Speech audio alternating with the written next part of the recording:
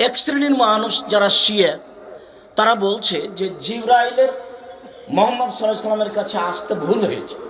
আল্লাহ বলেছেন জিবরাইল তুমি যাবা আলীর কাছে, তো ভুল করে জিবরাইল এসে গেছেন মোহাম্মদ সাল্লাল্লাহু আলাইহি ওয়াসাল্লামের কাছে। এটাই তাদের আকীদা, তাদের বিশ্বাস যে জিবরাইল আসতে কি করেছেন, ভুল করেছেন। অথচ জিবরাইল খান না, পান করেন না, খাওয়া নেই, পান করা নেই, মানুষের মতো প্রাণী, ফেরেশতা নন। ফেরেশতার খাওয়া পড়া লাগে না, সব সময় তারা আল্লাহর ইবাদতে ব্যস্ত। আল্লাহর আদেশের 19-20 করেন না, করার মতো তাদের ক্ষমতা নেই। করার ভিতরে তাদের করার মতো ক্ষমতায় আল্লাহ দেননি। আগেকার আমরা একটা পদ্য পড়েছিলাম, দাঁতখানি চাল মুসুরির ডাল চিনি পাতা দই। তো আর এক জায়গাতে বলছে, এটা আবার উল্টে বলছে, দিয়ে বলছে যদি পিছু হয় ভুল, ভুল যদি হয় নিশ্চয় মা ছেড়ে দিবে চুল। তার মানে মা আমাকে বকা দিবে। তো মানুষ উলট পালট হয়ে গেছে, কিন্তু কোনো ফেরেশতার কোনো কথা, কোনো কাজ উলট পালট হবে না, কেননা উলট পালট করার মতো ক্ষমতা তার ভিতরে নেই, এটা সরিয়ে নেওয়া হয়েছে। তারপরেও তারা বলল যে জিবরাইলের কি হয়েছে, ভুল হয়েছে। জিবরাইলকে আসতে হতো আসলে আলীর কাছে, আলীর কাছে না এসেছেন মোহাম্মদ সাল্লাল্লাহু আলাইহি ওয়াসাল্লামের কাছে।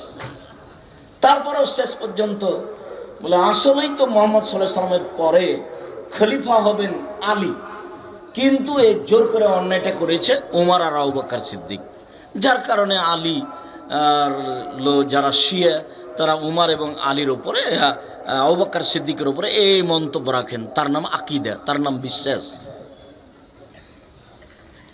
সম্মানিত দিনী ভাই বোন, তা আমাদের আকীদায় কিছু ত্রুটি থাকার কারণে আমরা অনেক সময় শরীয়তের মাপকাঠি বুঝতে পারি না। আমাদের নাম, আমার আব্বার নাম ইউসুফ, তা আমাকে জিজ্ঞাসা করছেন তোমার বাপের নাম কি? আমাদের এলাকার একটা জ্ঞানীগুণী মানুষ, তো আমি বললাম যে ইউসুফ। তখন আমাকে বলছে ছি ছি ছি, শিক্ষিত মানুষ, তুমি বাপের নামটা ভালো করে বলতে পারো না। বলে কি বলতে হবে? বলতে হবে ইউসুফ আলী। তা আমি বললাম অবাক কথা, আমার বাপকে আমি জোর করে শিয়া করব?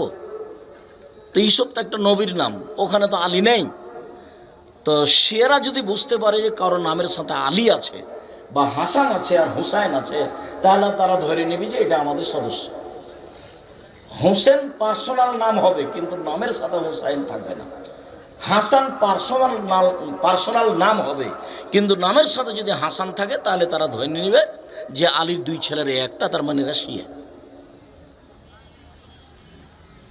শুধু খেলে পড়লেই হবে, আকীদা একটু বিশ্বাস করতে হবে, দেখতে হবে, বুঝতে হবে।